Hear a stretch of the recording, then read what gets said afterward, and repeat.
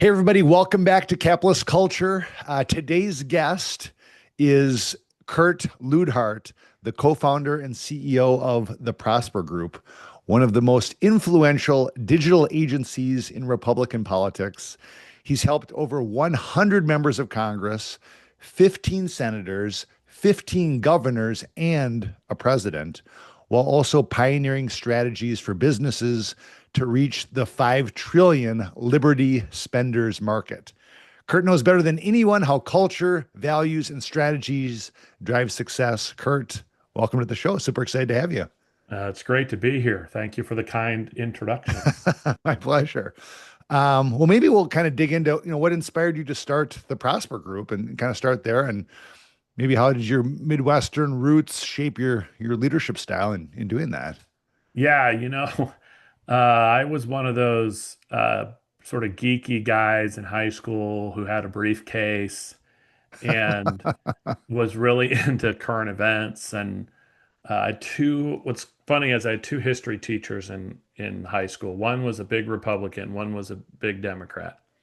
And the big Republican history teacher introduced me to Rush Limbaugh. Oh, And as a yes. 14, 15-year-old kid, I was listening to his TV show, which came on at like 11:30 at night. It was a late night kind of thing, which Yeah. was past my bedtime. I wasn't allowed to watch it. So I would tape it, back in the old days when we had those, VCR tapes you put Sure. in, and you had Yes. to like, time it, and then it would, for those of you who were born after, 2000, and and then I would watch it in the morning. I'd get up early and watch it. So I was really Awesome. fascinated by current events and what was going on in politics. And while I was in high school in 1994, the Republicans won control of Congress for the first time in 40 years. And I just thought, this is awesome, fun, cool. The world's going to change, and I want to be involved in it. So I was really engaged sort of as a volunteer in high school and then again in college, where I became president of the College Republican Club at university. And it was there I met my wife, who was also equally passionate. She was trying to take a group of students to a conference that goes on annually called the Conservative Political Action Conference. So she came to our CR meeting and gave a rousing speech and recruited a group of people to go to that together. Um, and and I was just thinking, all we need in this world is the right politicians elected, and the sun will come out, Yes. and the Red Sea will part, and everything's going to be wonderful. And so I majored in political science and history in college. And then when I got out of college, I worked for some campaigns for a while until Kristen and I started our own marketing agency working in politics. And the idea was, when you're working as a staffer on these campaigns, when the campaign's over, you're unemployed. Win, lose, or draw, Right. you're done. And I thought, this is frustrating. I'm looking for a new job every couple of months. I should start a business serving these people because then I won't be unemployed. But the logic didn't quite, the thinking didn't quite extend, because instead of losing a job after every election, I just lose all of my clients Yeah. Right. after every election. So I sort of took what was a small problem, a $50,000 problem, and turned it into a multi-million-dollar problem when you lose all your clients right after the election. But it's been fun to be in that business. Um, and, as it pertains to Midwestern roots, I think one of the things that make us such an interesting firm and why people hire us is because of those friendly, honest, hardworking Midwestern values. We never moved our firm to DC. We had an office there briefly, which I almost immediately regretted. Um, but we stayed based in the Midwest. We didn't hire the typical DC crowd, still haven't. And I think that's been a reason a lot of our clients hire us, is because they're not looking for the hot shot DC folks who are going to whisper sweet nothings into your ear and Uh-huh. then fail to deliver. And so we've built a reputation around honesty, in terms of, here's what we know we can accomplish for your campaign, and we're not gonna blow any smoke here. Uh, this is what you can expect. I think that's been a strength of ours for a very long time. Yeah. Maybe talk a little about just what exactly it is that the Prosper Group does. Yeah. Yeah. So we thought back in 2006 that the internet was finally arriving for political campaigns. Campaigns, in some respects, are generally behind the commercial world. Sometimes they're ahead. But in the case of the use of the internet, they were way behind. George W. Bush had what he called his e-campaign Uh-huh. in 2000 and 2004. John McCain had been the first sort of viral type candidate to raise money online, and then Howard Dean in '04. But political campaigns were just not understanding this internet thing. And we thought, let's focus on digital marketing for these. We do Republican campaigns. Let's focus on digital marketing for Republican campaigns because there's less competition there. There's a political consultant around every corner, somebody who claims, just put me in charge and I'll make you president of the United States. But Right. at the time, there wasn't a lot of folks in this digital space. So we jumped in there. And so we do any sort of digital advertising for campaigns, whether it's social media or OTT, connected TV. But we, over the years, have really become known for the kind of firm that you can hire to do digital fundraising. Think Okay. of it as crowdfunding for political campaigns. On both sides of the aisle, Republican and Democrat, campaigns are far more reliant than they used to be on 25, 35, $50 Mm. contributions. There's all kinds of publicity around these multimillionaires who give a lot of money. But in honesty, most of these campaigns are really beholden to the small dollar donor. So we really help uh, generate contributions from those kinds of folks. Okay. No, very good. How about, I mean, obviously everyone knows politics can be unforgiving. What Yes. were some of the toughest early challenges you faced in building Prosper Group, and how'd you push through those? Well, working in politics is a very it's not a big market. You think it is something like a 500,000 people a year run for office. It might actually be a million when you include both sides and all the different candidates. But um, so you think, oh, there's a lot of potential clients and customers, but the reality is most of the money is spent by a few dozen campaigns and candidates. Uh, and that is a very tight knit market to get into. Every year I get some sexy commercial agency says, "Oh, I hear there's so much money in politics. We did brand work for Chick-fil-A or Coca-Cola or something, so we can come in and really dominate this political world." And they usually try for 4 to 6 months, realize, hey, this is a multi-year commitment to build these relationships. So the hardest challenge was just kind of getting into the room, and it took getting on the road.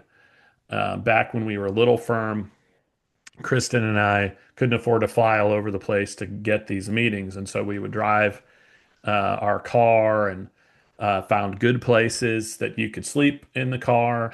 Uh, we learned rest areas ideal because you could kind of park near the trucks and people generally left you alone. You could park some hotel parking lots were okay. Generally, you get left alone. Walmart parking lot's not a great idea because Walmart will call the cops on somebody who's in the parking lot after hours. We learned Okay. that. So we just got on the road. I would drive. I remember driving 10 plus hours to Oklahoma City from Indianapolis to have basically one meeting, but I added on another meeting just before that meeting. And so when I got to the big meeting that was so important to me that I drove 10 and a half hours for, they were upset that I met with this other guy who was one of their rivals. So they kicked me out of their office Oh boy. and I drove all the way back. But we were driving to DC regularly, down into Georgia, other places, just to have meetings, just to meet anybody we could meet who was in the business of politics, trying to get any relationship going. That was the hardest thing. It was the idea that, hey, this isn't going to happen overnight. And it also just took a massive investment of time. We were lucky we didn't start our family until much later, so we didn't have Mm. to worry about, you know, being away from the kids. We just literally just banged down doors everywhere where we could. Ultimately, what did it for us was in 2010, there was this big Tea Party revolution. That Mm. feels like a gajillion years ago. I It's know. 15 years ago. And a lot of these long shot Republican candidates won their races. And those long shot Republican candidates, none of the firms with an established reputation took on those long shot candidates as clients. They all had to come to the newbies in the block, which were me Uh-huh. and Kristen. And so we had a bunch of big campaigns have unexpected victories, and that really established a reputation as a firm that could come along and generate some magic. And so 2010 was the first year we made any money at all, and benefited a lot from the sort of topsy-turvy election. Sure. How about, I mean, you've been Prosper growing behind the success of governors, senators, even a president. Hmm. What's been the secret to building campaigns that like truly connect with people? You know, um, that's an interesting question. I believe fundamentally, and we teach this in our to our businesses too, and we call it the 5 Ps. And so every good campaign I've worked on had a good understanding of the people they were talking to. That's where most of them go wrong, is they're talking to the wrong people, or they're trying to talk to everyone, Mm. right? That's a typical new client candidates. They think that. They think, I'm so attractive. I'm going to get everybody to vote for me. The Uh-huh. Republicans, the Democrats, the Independents are all going to see all my great ideas, and I'm going to be this breakthrough uh, candidate that defies all the rules, and that happens really once a you know 2 decade kind of thing with somebody like say a Barack Obama who you know really got a lot of crossover votes in his first election, but by 2012, he was Mhm. fighting to and by his tinny chin on his Right. reelect. But the and so you got to really understand the people who you're targeting, what they're going through. You can't just look at a poll. Polling is helpful, but you got to be somebody who lives it, who's met with and touched the voters. And so that's usually a good um, first indicator. And everybody does a little differently. Trump was a very rich guy who doesn't live a life that's very similar to his most dedicated Right. constituents, but he seems to understand them in a way that other people didn't.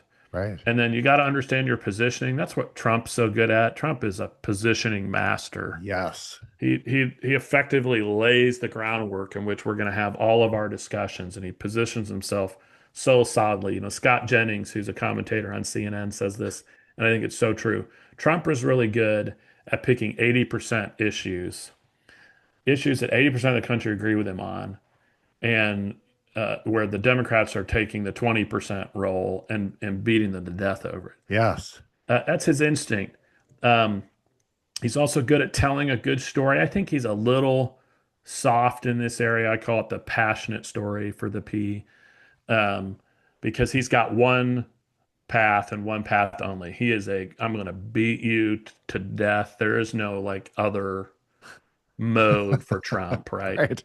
And having a little more uh, breadth in there would be solid, but I can't argue entirely with his instinct. He's pulled off some stuff that no one, including myself, thought he would do. But every good Yeah. campaign has a good, passionate story. They connect with people somehow, and then we never rely on our instincts. You always gotta look to the proof. That's where a lot of other Okay. campaigns go awry. Is everybody's running the thing on their gut. No one's actually looking at the data. That's where polling, in my opinion, is more effective. You don't use polling. You can use polling to sort of understand where people are at, but you got to understand them instinctually. You got to live with them. You got to shake their hands. You can use polling to find out, hey, is this what I'm doing working? Although, there's a whole side topic about the effectiveness of polling these days, but we'll Right. put that aside for a minute. And then finally, what's that product rollout strategy? This is another area where Trump is amazing. He has managed in 2016 and again in 2024, especially, to understand what's the way to talk to Americans right now. In Mm. 2016, it was cable news. That guy dominated cable news, got Yes. billions of dollars in free media because he was hot for all those news networks. By the time 2024 rolled around, he wasn't playing those games anymore. Cable news is struggling. Instead, he got in front of people by being on podcasts. Yes. He's really good at understanding, okay, what's that rollout? What media venue or what medium do I need to dominate in? Where are these people I care about? What are they listening to? And he's instinctual on that. Some are giving some uh, a credit to his son for that. I'm Uh-huh. sure there's a level of it, but Trump seems to really get that, you know. And so every good campaign I've worked with has that sort of, I call it the five P's, and some, or they fail, and some of them fail for dumb reasons, like uh, they don't put together a team that can effectively do the job, not because they have the wrong ideas, but because they can't get along. This happens Mhm. more often in campaigns than you would think. Huh. They all want to be team of rivals, like they've read the wrong Abraham Okay. Lincoln book. Yeah. And so I'm going to bring on five or six people, and they all disagree on the campaign philosophy. And then I'm going to hear them argue all day and choose a route. And in Yeah. reality, a lot of these campaigns are seized up by complete and total inaction, um, because they can't put together a team that's functional and can get the job done. And that's weirdly often true of these business people I work with that come out of the business world, and they think that's the way the world's going to work. They don't spend enough time thinking about, well, how can I put together a team that will work together to Hmm. execute on a plan? Yeah.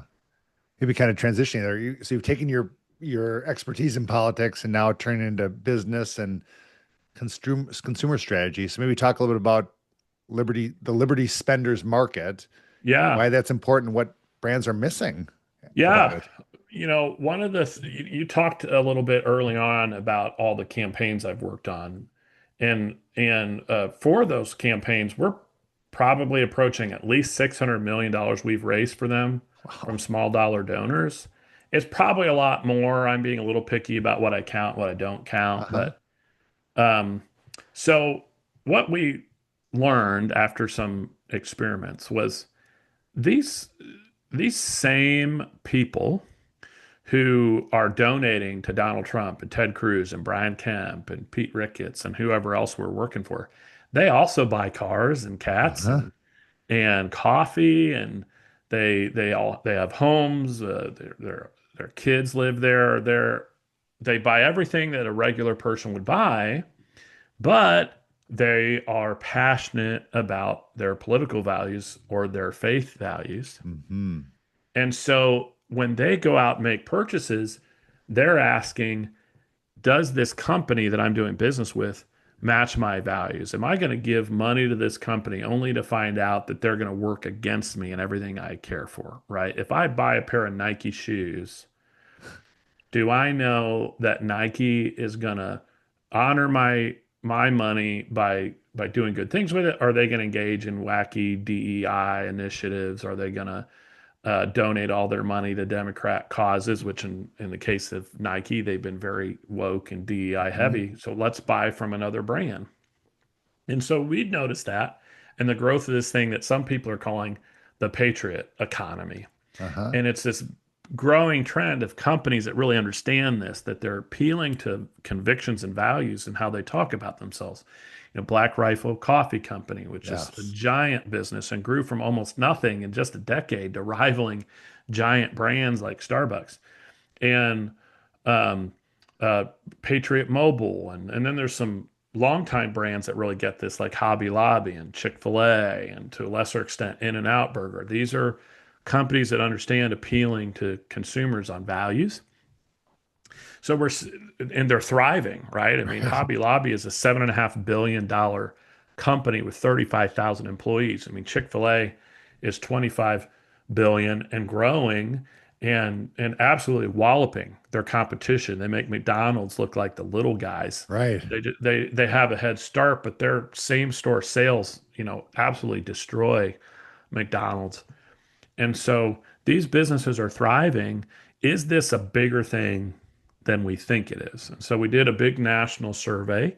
We partnered with Eyes Over, which is a social listening and polling and analytics firm. Chris Wilson, who did Ted Cruz's analytics, which is how one of the ways I know him.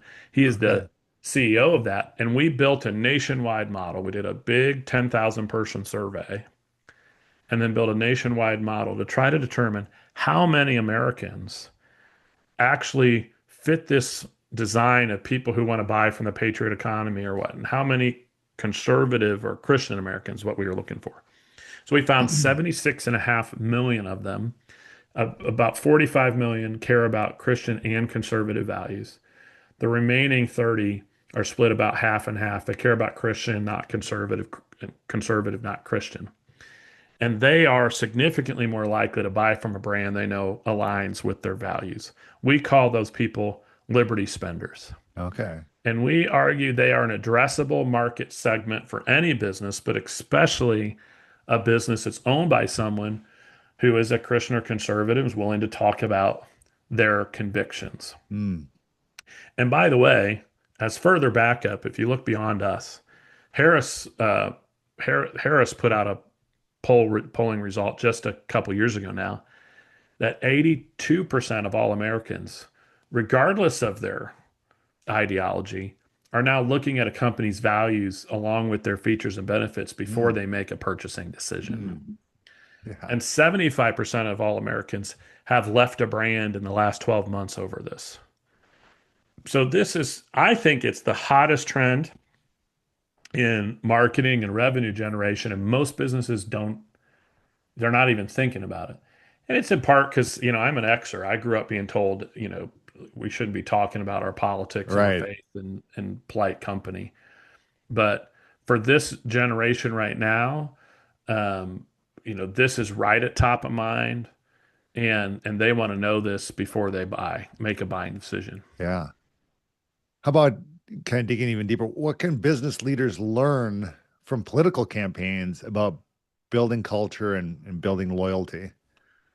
The thing they can learn is to understand the value of tribe. Hmm. So we might complain about it because there's some consequences we have right now of how tribal our politics has become. Not just that we are really connecting with our politicians, but some of us and are falling into the temptation not just to say, hey, Trump's my tribe. I'm not so good with the Democrats, but I hate the Democrats, right? Right. I think that's an attitude we need to fight. Yeah. But from the standpoint of understanding tribe, politicians get this. Trump gets this really well, right? Yes. It's we're living in a trust deficient society where we trust almost nothing anymore. You know, I had known there was corruption of various types in our government and in media for years, but it really got our faith in government media was absolutely destroyed in the last 8 to 10 years. Hmm. No one in government or media will take any responsibility for it, Right.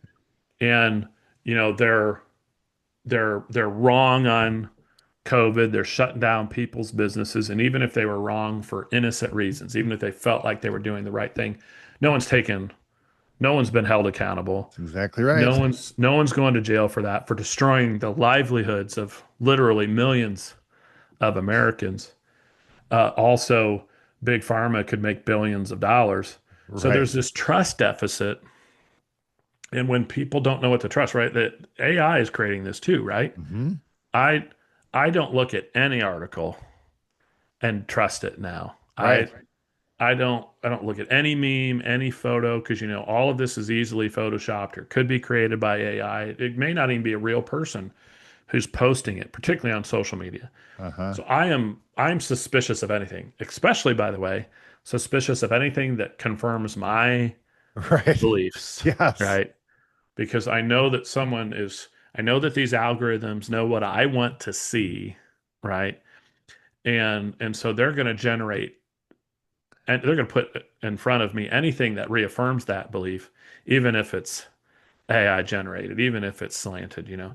And so, um, but that being said, we have this trust issue. So what are people using as shorthand for how do I trust this? Not just how do I trust a politician, but how do I trust that this product is what it says it is? The answer is, are other people like me buying this product or trusting this Mm. politician, right? Are people in my tribe buying this widget, right? Look at Elon Musk, for example.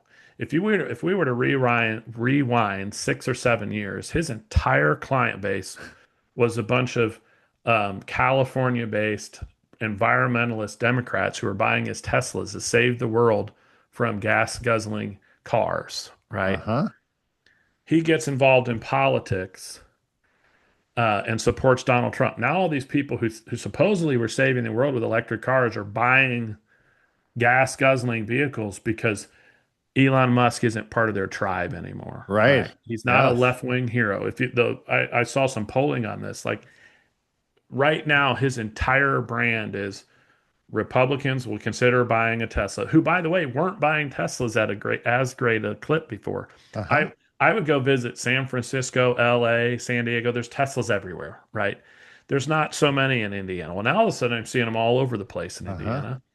And you know, the Californians are all selling their Teslas. So it's this that the trust deficit um, leads people to look at what is my tribe doing and make decisions that way. And so that's a lesson I think worth learning as a business owner.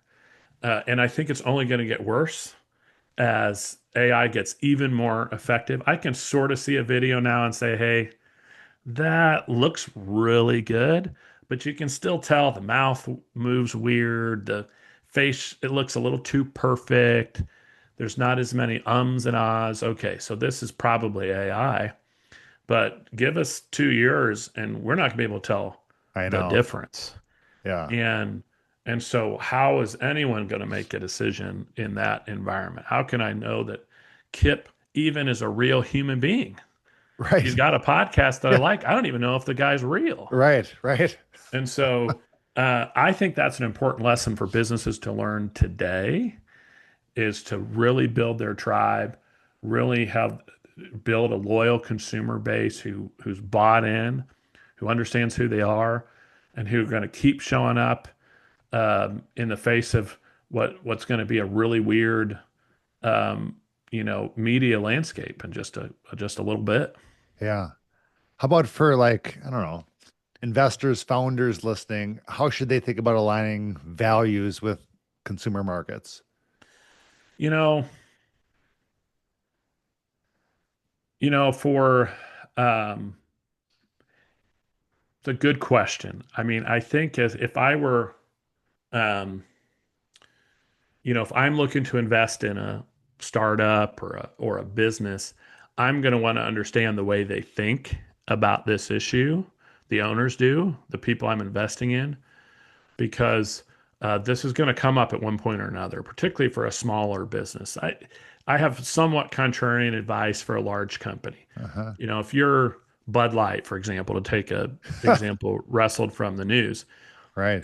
I don't know that I would recommend Bud Light take a really strong ideological position on either side of the aisle. They're a ubiquitous brand Uh-huh. drank by Republicans and Democrats alike. Got to just stay out of the culture wars, which they Right. didn't do, and they've destroyed their brand as a result. And I think that so some big businesses they're better off just making sure they're not just listening to their San Francisco-based marketing agency, Mm-hmm. but consulting with people who understand middle America and how they're going to react to certain marketing messages. Cracker Barrel's another good example of a Right. screw up in that regard. So I think as an investor, I'd want to look and say, do these people really understand their customers? Cracker Barrel, is actually a good example of that. One of their main investors, who also happens to own Steak and Shake, was screaming bloody murder about this um, rebrand they were doing. And as an investor, he was falling on deaf ears. They wasted a $500 million. And I think for them it was both a business lesson and a bit of a political lesson. It doesn't appear like they really understood their customer. Let's go back to that 5P thing we talked about. That Yeah. first thing is understanding your people. They didn't really understand them. And they also had no clue how this would be perceived because they're considered sort of a down home country, Yeah. kind of right leaning sort of brand that major changes to it is going to affect their tribe, and they just weren't thinking about it. So, if as an investor, I am looking at, do these people understand their customers? Um, we saw it in some of these brands that stayed out of trouble because they fixed it early enough, like Harley Davidson and Tractor Supply and um, other Caterpillar who have really um, big customer base in sort of the right of center world, Hmm. and we're starting to let their companies run by these, out of touch woke CEOs and others that were taking them down a weird path that if they had not Yeah. stopped when they did, they it might have gotten them in some serious Bud Light kind of trouble. Right. So that's what I'm looking at as an investor. And honestly, if I'm an investor, I might want to build a strategy around this. I mean, I don't think this whole thing is going away. All of the tribalism we're experiencing in politics is going to be part of consumer behavior for a very long time. And it's probably going to become even more important. So maybe building an investor strategy around that would make for a good idea too. Yeah. No, for sure. How about just kind of thinking legacy? I mean, you've Hmm. built companies, you've shaped campaigns, you've helped define movements in your work. When you think about legacy, what impact do you want to leave on both politics and business? You know, in the last few years, I've come to the appreciation that um, you could argue that life is one big effort to kill the idols in your life. As a person of Mm, faith, yes. it's been exposed to me that it's easy to make some of these things more important than God. You Mm, know, when when we read the Ten Commandments, thou shalt make no graven image of, I think silver or gold. I can't remember exactly how it reads. Our yeah. minds go to, okay, well, we're not going to worship, statues, and so we don't do that. So we're good. I'm good on, Yeah. you know, Yeah. on this. But the subtlety of it is it's so easy to fall into the trap of worshiping money Hmm.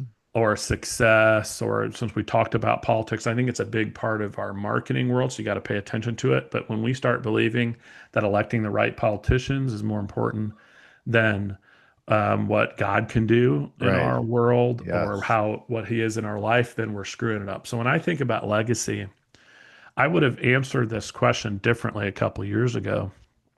But I think more than anything, the further we move away from God, not just in some of the surface areas that we all notice, but when we as a society accept these idols, the consequences are stark. And so if I had a legacy, I think for me, I know in my life, it's every day I gotta recognize these idols I put in front of God that make me make bad business decisions Uh-huh. and do other things that are hurting myself and the people around me. But I think in the end, we're going to be judged by, and I think leave a legacy of the souls that we affected. Mm, Not just, did we get good people elected, or did we, treat our employees well? All those things are great, but they're dust, right? yes. Um, it's um, did we did we change souls? Did we represent Christ effectively. And that's been a big change for me because subtly, even though I've been somebody of faith my whole life, I've been a Christian my whole life. I started to recognize, even now it's like an onion, you peel and you learn more. Uh-huh. I started to recognize that, hey, I'm putting things, I'm looking to success to feel good about myself, Uh-huh. not who I am in Christ, Mm. not not those kinds of things. And by the way, that puts a lot of stress and pressure on your life and forces you to make Right. decisions. You think the worst thing about looking at success to feel good about yourself is when are you ever successful enough? Right. Exactly right. Because the moment you get somewhere, you make your first $1 million, you're like, boy, this is what I've wanted. And then you look at that and you realize, well, $1 million isn't really as much as I thought it was going to be, particularly these days, right? I Right. need a few million to retire effectively. So, well, I know this guy who's probably worth 10 million and I should be like that. And you just immediately, it's like the celebration of success lasts about 20 minutes Mm-hmm. before you start thinking, well, I don't really have it's like an insatiable it's an identity that can never be it's like an appetite that never goes away, right? Yeah. And so maybe that's a roundabout way of answering that question, but I think that's what is going to matter in the end. No, absolutely. How about, maybe stepping back to Prosper Group? I mean, how did you go from grassroots, driving around in the car across the country, Mhm. startup mode, to helping elect a president? Yeah. So, we had we ended our story a little bit at our big breakthrough in 2010 when we worked on some big campaigns. And that really opened up doors for us we had the experience at that point to work on the big, expensive, statewide campaigns. And so, and to get good at what we were doing. I would say one strategy that was particularly affected us, we really niched down. I mean, really, really. Not only were we in politics, but we only work for Republicans. And then we do digital marketing. We don't do TV. We don't do radio. We don't do general consulting. We don't do mail. We just do digital. And then we got exceptionally good at doing the online fundraising, which every candidate needs money. Yes. If you tell somebody, I can help you raise money, they're on board. And then it was about picking the right clients because not every candidate is in a good position to raise money online, Mm. small dollar. And so really understanding who those people are and then not taking on these other ones that just couldn't get it done. Um, and so that really helped us grow was getting more honed down on who our truly ideal customer was, and then resisting the temptation to take on these smaller campaigns that didn't pay us a lot but expected a lot more for the Right. money. Right. Um, and I think that was our secret for success and growing during that time. Yeah. We also had some really good strategic partners, which is another thing I think we're good at. A lot of businesses miss, and it's something we really work with our business customers on now, which is a lot of times a good joint venture strategic partnership is going to make a lot more money than spending a ton of cash on Facebook or other paid advertising. When you can find somebody who has access to your audience of potential customers or clients, or who can make your service 10x better, and you can partner with them, that's powerful. Yeah. How about, whether it's campaign or raising money, like what's the key to creating messages that really like move millions of people? Yeah. I learned in a sales training class once, and this is an important thing to know. People make decisions emotionally Mm. and they justify them intellectually. Yes. So in an environment of making a sale or doing some paid advertising or messaging, the focus always needs to be on what's the emotional trigger you're trying to create. What are you wanting to say emotionally to this person? And then you give them the intellectual justification later. So a lot Uh-huh. of people are in the business of, well, here's my case. Boom, Uh-huh. boom, boom, boom, boom, boom, boom, boom, boom, boom. And then they wonder why nobody's buying. right? Is you've never really made that emotional connection. You've not attached to that thing. So, you know, what is their problem? That may be a good face, would be a good place to start. What is the thing that's making your customer lay awake at night that they're worried about? Or what is something that's connected to their identity emotionally that that, uh, because it could be they're trying to solve a very specific problem, like, um, well, I can't get clean floors, right? Um, Uh-huh. but it could also be something much deeper than that. And it usually is. Like, I'm selling a broom because why? Because they need to sweep stuff. Why do they need to sweep stuff? Because the house is dirty.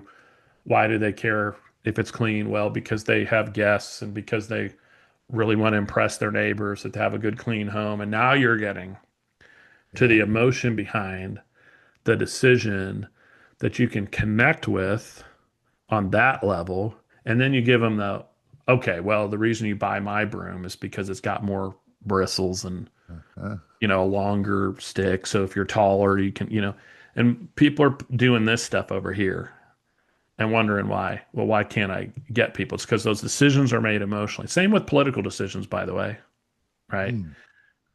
Voters often can't really tell you why they voted for one person over the other because they're searching for an intellectual answer to what is an emotional choice. I emotionally connect more with boom, boom, boom. So my intellectual reasoning is, well, this, and this, but it's not really the reason that they made that choice. Uh-huh. Yeah. How about we talked about the Patriot economy. So what exactly is Liberty Spenders and why should brands care? Yeah, so Liberty Spenders is the name we give to our market segment of Christians and conservative consumers, 76.5 million of them who spend $5 trillion a year. So if you're a brand, I would be why it's important is this is a massive audience of Americans who, if you just can connect with them in some way on the level of conviction, they're your customer for life. And by the way, for brands, it doesn't mean you've got to go super partisan. You don't have to Uh-huh. endorse Trump or declare Jesus is Lord to win these people. Their expectations could be as simple as, hey, I'm not giving you money only to find out you're giving it away to causes we don't support, or that your hiring practices are based on racist conceptions of who has privilege and who doesn't, and you're going to only hire minority, things like that. So you can sometimes just being neutral is powerful. Hmm. But when you can connect on an issue they care about, like say supporting veterans, which there's nothing controversial. Right. Black Rifle Coffee Company has built a brand supporting veterans. That's not partisan. Uh-huh. Now it tends to appeal a little bit more to Republican types. And Uh-huh. the name, by the way, Black Rifle Coffee. If you're Right. some California-based person who's never seen or held a gun in your life, maybe Uh-huh. Black Rifle doesn't really appeal to you. Um, and so that's why it's important. And we help people. What we do is we help businesses work through and identify the opportunities in that space and how they can 10x grow, generate more growth for their companies just by tapping into this giant audience in the right way. Yeah. Why do you think companies have overlooked like conservative, faith-driven consumers?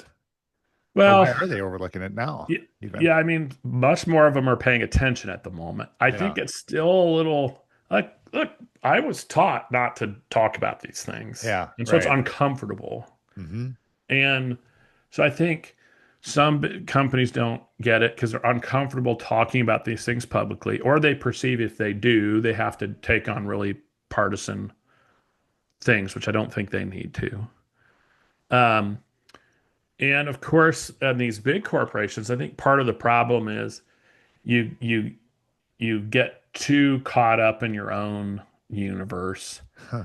And that's sort of the Bud Light world, right? You're no longer, your marketing staff is no longer the kinds of people who are buying your beer. Right. Or they're too, you hire some New York based or California based marketing firm and they don't really understand it. It's like I helped Chris Christie on his presidential campaign in 2016 in that primary when he was defeated by Donald Trump. Uh-huh. And I always thought part of the problem with Chris Christie's presidential campaign at the time was that he had way too many people on his staff who'd never met a Republican primary voter from Iowa, right? And they Okay. just didn't understand him. They didn't know how to talk to him. His comms director was a Democrat who went left for and worked for Governor Cuomo. Great person, Yeah. competent and capable, but had nothing in common with the people who were going to come to the polls and vote for him. And I think that often happens with with businesses as they get out of touch, and so they hesitate and they don't understand how to talk to these consumers. Yeah. How about maybe turning to just leadership for you personally? How has your personal definition of leadership evolved over time as your business has grown and you've pivoted to, you Yeah, know, I'll tell you, yeah. I'm going through a great leadership lesson time myself. The great Keith Cunningham, who I wonder if I have the book behind, wrote a wonderful book about slowing down as a leader, making sure you're thinking about your decisions, and identifying where you're overly optimistic, you're you're lying to yourself, your growth rates are just, everything is predicted like up and to the right into perpetuity, right? And I think there's a big emphasis right now in this world about everything's got to go fast, fast, fast, fast, fast, fast. Mm, And I have fallen into that trap and not taking the time to really get honest as well. And that's what Keith Cunningham preaches. You have to be honest. Where are my assumptions wrong? Where am I, where am I, like I said, overly optimistic? And as leaders, we're in such a rush. And I'm learning to slow down, be more prayerful about a mm, decision, get counsel from experts and others more frequently. Because when I don't do those things, I get caught up in my own wishful thinking uh-huh. and my own delusions and my own sort of hopeful, oh, this will just all work out. And those have consequences. And so that's the big thing I'm right now learning as a leader. And I've been able, as I've learned this, to look back and say, how did I miss this? Well, I missed it because I didn't want to face it Mm-hmm. Yes. as a company. I just didn't want to entertain it. I don't want to have counsel because I don't want somebody to tell me something I don't want to hear. Yes. And those that can be those kinds of mistakes can cost you millions of dollars. Keith Cunningham says most people think that the thing that kills your finances is the opportunity that you miss out on. He said the truth of it is, for most of us, the thing that kills your finances is the one decision you made with money you had that cost you millions of dollars. Uh-huh. Because most people would be a lot richer if they could just take back two or three decisions they made Mm-hmm. over the years. And that has proven true in my life. I heard Keith say it, and I'm like, yeah, you're right. And then you just don't incorporate it. We're better off to make the right decisions, protect what we have. And it also goes back to this question of identity and who we are. When we build our identity around success and maybe a dollar figure in our bank account, it causes us to make decisions and to generate risks that we don't need to generate because we're thinking big number. I'm a Uh-huh. big fan of Tony Robbins, and Uh-huh. I give him a 90+% rating on everything, right? But there's Yes. a couple of areas I've looked back and I think some of the stuff he teaches is a trap. One of which is, for his finance, he's always talking about how can you build a nest egg that you could live off of that funds your lifestyle and all of these sort of dreams that you might want later. Like, I want a second home here, or I want this. And there's nothing wrong with having goals and dreaming. But when I did that exercise, I'm like, I need $75 million in my retirement to live off of it. Right. And when you think you need $75 million, you're making dumb decisions thinking I got to get a 20% return, right? Or I got to do all this. I got to buy crypto because I'm way behind on my 75 million, right? Uh-huh. And so, although, Tony would never have said, "Hey, go buy crypto and take Right. crazy risks," but the idea that this number has to be so big, right, is what I think can create the environment for dumb decisions. You'd be better off if you just put your money in the market and conservatively and had a 5% return every year than go out and try to take these superhuman risks because you think you Yeah. need a big number. Yep. So I think in leadership, it's for me what I've been doing recently. Slow down, be prayerful, get counsel, face the hard facts, and then also put your hope where it needs to be so you don't Hmm. get lost along the way. Yeah. How about culture, core values? How, maybe what are the core values of your organization, and how do you ensure that those are incorporated into every aspect of operations? Or how do you think about culture and core values? So I love Pat Lencioni. I recommend Yes. anything he writes. Um, he talks about establishing what these are by finding what exists in your kind of best people, what's already there. We talk in our business about we're mountain climbers. Hmm. We strive for excellence and we leave our ego at the door. Now, I've learned because I've screwed this up multiple times that these are meaningless unless you talk about them a lot in your staff. We do. We talk about them at least once a month. But also that you hold people accountable and you don't make exceptions for it. And that's the tough part.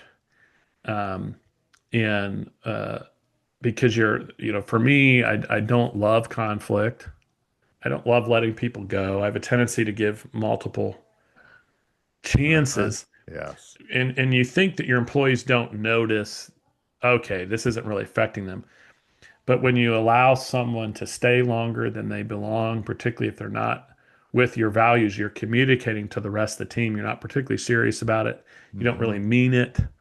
And if the person that's, not in alignment with those values does not appear to be getting consequences, the rest of them think, why am I making the extra effort? Hmm.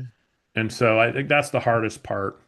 And not losing sight of them yourself, you know, is key. And there's a couple of times when I have just where I'm tired.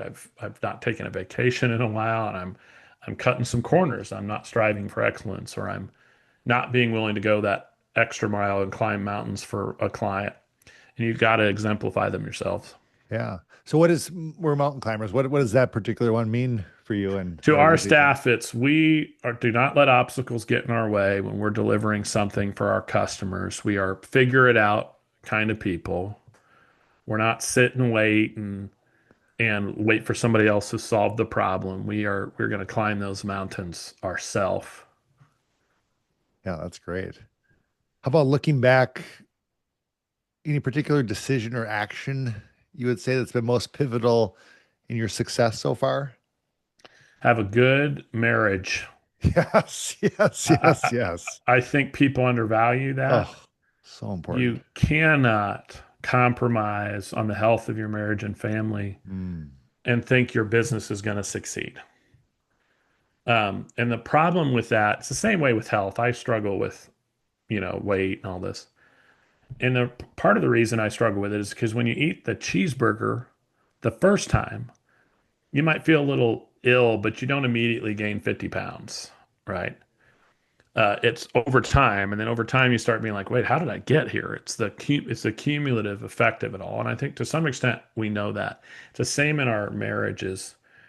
We can't You can't neglect him. You can't work too much and not spend time with your wife and kids because over time, one day you're going to wake up and the whole thing's going to be a mess. Mm. And when your marriage and your family is a mess, your business is a mess. Yes. And I don't know how many people I've met who spent years building something and saving for retirement and doing all this, and now they're starting over. Why? Because their marriage failed. Mm. Hmm. And so the biggest decision I made that's been helpful, and my wife and I made it together. This was never a trial marriage. Right, right. This wasn't like we're going to try it. If it doesn't work out in 10 years, we'll just get divorced. It was the attitude that this was a lifetime commitment and we were never going to go back on it. And if you truly say it and believe it, what it forces you to do is when my wife and I are having some issues, when we're fighting about something, you can't ignore it. Why? Because I'm stuck with this woman Yeah, for 40 more years, right? right. I mean, let's hope. And Yeah. so there's no going away. So I got to deal with it. I can't just wish it away. And I'm a bit of an avoider, right? Uh-huh. Thankfully, my wife is not. She's like, there's something going on. We're going to talk about it. Uh-huh. But the reason we do it is because there's no, we've burned the boats, right? The old, Hmm. Spanish conquistador quote. Yeah. We've burned the boats. So we're going to make sure it works. And then when we added our kids, that was a big struggle for me because we've been married 21 years. We didn't start our family until 5 years ago. And Okay. so a little more than 5 years ago, but and incorporating kids into our world was tougher because kids take even more time Right. than than my wife Kristen does, and of course she needs help with them, and I can't just be like, yeah, you take it, you know, Yeah. Right. and get them through to age 10 or something, and then I'll decide to be a part of the whole thing. Yeah. And that was a real struggle for me because I was used to the freedom of not having kids. If we Uh-huh. decided we wanted to, work from Florida, we just did. Yeah. We got sick of the snow. I joke now because it's true. Like I can't. It's a little better now because our kids are 3 and 5. But like it was a military operation just to go to the grocery store. You know, It's the truth. and it was really difficult for me. I went through probably the most depressed period in my life right after, particularly after my second son, Uh-huh. because the freedom just felt like it went away. Yeah. Right. And I found, by the way, that a lot of guys go through that. And I wasn't expecting it. I was told, oh, your kids are going to come out of that belly and you're just going to love them Uh-huh. and you're going to be in love. Your daughter, you'll just live for her. And Uh-huh. you're going to rush home from work every day to see him. And so that was what I was expecting. It didn't really come out that way. I did love them. I'd kill for them, but Uh-huh. I also resented the fact that they were taking away my freedom. Yeah.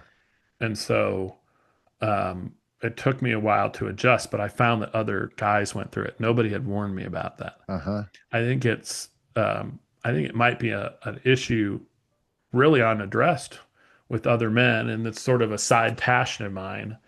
Is when I meet somebody about to have a man whose wife or is about to have a baby, I say, let's have a talk Right. because you're going to go through this. And about 9 out of every 10 guys I talk to come back and say, boy, I'm glad you told me about this because I suffered in silence. I thought there was something wrong with me. Uh-huh.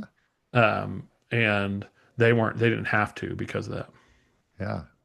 How about any particular, I don't know, strategies or tactics or just things you've done in your marriage to keep that a priority, and then now with kids to keep them a priority when You, you're dealing with business and all the yeah, other things of life? you got to get away. Mm. Um, Krista and I have done staycations. It's like, let's take you know, sometimes planning a trip away is stressful for us. Got to pick a location, hotel, flights, all that. And so we actually found it was easier if we just took the kids to the grandparents for a Uh-huh. weekend, a Yeah. long weekend, and we just stayed home. And we got to sleep in Yes. and talk about things that take more time to talk about. We try to do it once a quarter, and I strongly recommend that.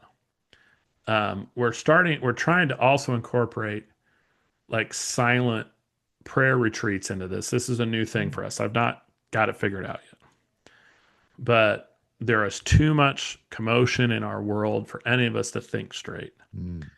And going away somewhere, even with a spouse or maybe without one, and say, I'm going to get somewhere quiet. I'm going to the woods. I'm going to the beach, but I'm going to spend my time in the quiet and praying and reading the word and trying to think about and pray about what things happening in your life are key too. It goes along with what I was saying earlier about making better decisions. Like there's just too much, noise right now. in the world, and it's impossible to get away from. And so that's another key, I think, not just to that'll help your marriage to do that together, Mhm. and also just in life to do that kind of silent prayer retreat. And for me, if I'll work all the time, I like my work, Uh-huh. and if I don't force myself to take a step back and turn it all off and turn off the cell phone and don't read my email. Even I have found that using my iPad for my Bible app is bad because then I get text messages while Right. I'm reading. Hmm. So those kind of silent things I think are important. That's great. How about any advice you'd give to, I don't know, young or aspiring entrepreneurs, just starting out trying to launch their own thing or pursue their passion? Uh, uh, Find a multitude of good, experienced advisors. Mm. And although you might have a breakthrough idea that requires you to, push the boundaries a little bit, I would eh, know that you're probably in love with your own idea or your own business. And without good advisors and counselors in your life, you will make mistakes that could end your dream, an opportunity because you just don't know what you don't know. And so that would be the number one thing. I'd have if it could be informal. It could be people you actually create on like a board or something, but um, we have a very sort of go it alone kind of entrepreneurial culture, and there's this sort of myth that of the late night all by yourself making all your decisions, and but that's not the way the real world works. And you need some strong people in your corner. Yeah, that's great advice. How about any, I don't know, future trends or opportunities that you see out there that you're most excited about? And if so, how perhaps you're positioning yourself for those opportunities? Um, so it's really kind of um, like almost a pat answer to say AI, but let me tell you my slightly different perspective on it. Sure. So, yes, there's a ton of opportunity right now in AI to think about new ways to do things, right? And I think everyone is sort of aware of this in business, and most of us are thinking about what that looks like. I think the real interesting thing is what's on the other side of greater AI adoption as well as improvements in AI. I think there's an interesting opportunity in um, authenticity, right? Because what's going to Mm. happen with all this AI mumbo jumbo? Well, people are like what we talked about before. People are going to question what are they seeing? Right. Um, is this real? Is this not? Yes, it's AI testimonial. Is it a testimonial from a real person just incorporated by AI? Is it all completely fake? What is all of this? And um, and so there's an opportunity to be, some people are calling like acoustic brands. Huh. So the metaphor there is you're unplugging, like you're not an electric guitar, you're an acoustic Yes. brand. You're like not being AI. When I wrote my book, right inside the front cover, it says certified human written. Yes. So there's, I think, an interesting opportunity there for people to think about there's going to be a backlash at some point against it, right? Because we're Right. going to move full on pell mell towards it. And I think the same way we're starting to see it, but I think there's probably going to be a much more aggressive backlash against the algorithms and Hmm. social media because we're starting to see how it's if unrestrained, it's going to kill us all, right? Yeah. This isn't like this sounds more negative, but I think there's an opportunity there, right? Because we're starting to figure out if we want to end some of this conflict, we're going to have to start looking at how is feeding our own. I mean, let's get spiritual, right? Our algorithms are trained to give us what we're looking for, Right. right? So it is tuning us up for all our worst Hmm. um, instincts. Yes. So what's the AI know that a 45-year-old man wants to look at? Well, scantily clad females, right? Uh-huh. And because it's trained to do whatever is going to get my eyes the most, or fist fights at a shopping mall in Atlanta, Georgia, Yeah. right? And none of this is contributing to good, Right. right? And what's it doing? Well, there's a massive pornography problem in this country, but also it makes me think that there's shopping mall fistfights happening Right. all the time. Exactly. And they're not. And of course, I don't even know in a year if anything I'll see is actually real or is it just Yeah. something that somebody made up or photoshopped. So I think that there's an opportunity there for sort of more of an acoustic, like, what are we doing over here? Right.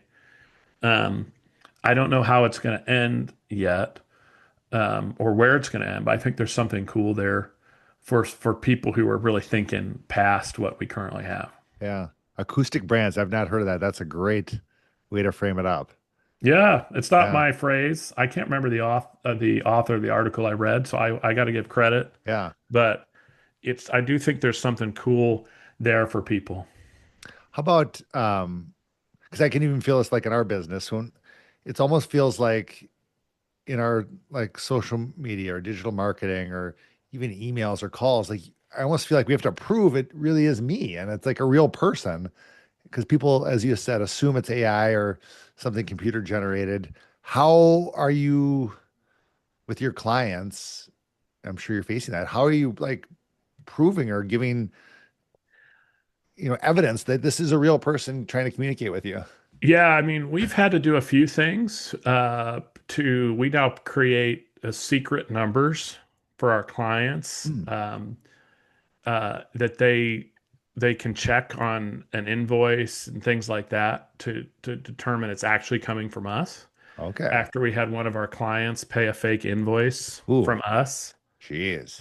that somebody had intercepted and put different information in. But I do think the mimicking of people's voices is going to be a major issue right now. Somebody told me recently, something like $3 trillion a year right now is stolen by scam artists and Jeez. internationally, right? And when they have the ability to call my mom Oh, using what appears to be my voice, so we are. I gave my mom a code word. I said, if I ever call and I'm starting to ask that's a for good stuff, idea. you can always ask, what's the code word? But I also am starting to use a new app called Titanium. Hmm. Titanium is like Signal, Telegram, that sort of thing. I'll write But this their down. security level is significantly higher. They're quantum resistant, but also they're very particular about when people get on Titanium, verifying who they are, right? So if I can tell somebody if you get a call from me on Titanium, then it's me, right? If you get into WhatsApp and all these other, you don't half the people on there are fake, right? Yeah. They're not real human beings. They're bots or they're somebody in some, foreign country who's created 463 accounts, and I think Titanium is early on in this trend of, okay, how do I verify, right, that the person I'm communicating with is actually who I think it is. We've also had three different employees in the last decade fall prey to those kinds of things where they thought they were talking to us via text Jeez. message, right? And did something like bought gift cards, and what usually happens there is they're caught in a weak moment. Like they're out with their kids shopping at the Yes. store. And so Yeah. there's all kinds of noise. They don't really know what's happening. And they get this message. They think it's from their boss and they're not really thinking straight. And then about 2 hours into it, they think, wait a second, none of this makes sense. Why is my boss asking me to buy Apple gift cards and then text them the codes from my phone? Right. Like this Uh-huh. doesn't make any sense. It's Yeah. something they wouldn't have fell for if they were paying attention. And so you really have to turn on your critical brain in this kind of stuff too. So code words, codes, and titanium, I think, are good solutions for people. That's excellent. Oh, very, very good. All right. Last question. Success. What's your personal definition of success? Or when you think of success for yourself, what do you think? And you can take that any direction that you want. Yeah, this is, I think, still a little bit in motion for me, Yeah. because of what we talked about earlier. I would have, um, to borrow from Tony Robbins, I was once at a relationship conference, and Tony was talking about how men have a tendency to compare themselves to the other men in the room. And so when you go into an event, or I know this is true of me, I can pick up pretty quick who's the cool kids, who's on the Yes. top of the food chain, Uh-huh. who's not, as a man. And that sort of comparison definition of success has driven me so much for such a long time. And as I slowly kind of kill that idol and replace it with, well, how am I pleasing God? Am I following Him truly? Am I doing what He wants me to do? It's made the definition of success sometimes a little more clearer Mm, and sometimes less, right? mm, Because doing the right thing spiritually isn't always as straightforward as, well, I would like you to make $1 million this year at your business, right? It's more, you know, if you, as you read scripture, I've been actually going through and reading Genesis again. And one of the uh-huh. best lessons from Genesis is to see how God deals with Abraham, Isaac, and Jacob and guides them. And I can't remember which verse it is. It's not in Genesis, but it says that God delights in concealing things, right? Mm, There's some mystery. I think in part because God knows if we're better off if he kind of gives us some clues along the way, as uh-huh. opposed to saying, okay, Kurt, here's what's going to happen for the next Right. 40 years, right? Yeah. And so it's a little more, I think success in following God is a little like a wild goose chase a little bit. You're you're um you're trying to slow down, be prayerful, but you don't really know what your assignment's going to be tomorrow. Uh-huh. And so it's made success a little more. I'm learning, I'm frustrated by it, but also getting better at recognizing, okay, God is speaking to me in so different ways if I just sort of slow down and listen. And I'm missing things because I'm too busy with my own agenda. I'm too much in a hurry. But if I slow down, take it easy, there's something there for me that if I do it, that's what success is all about. Yeah. No, that's fantastic. Well, Kurt, this has been amazing. So I really appreciate you spending the time and sharing your wisdom of, your faith, business, politics, media, code Yeah. words, titanium, everything. It's really appreciate it. Thank you very much.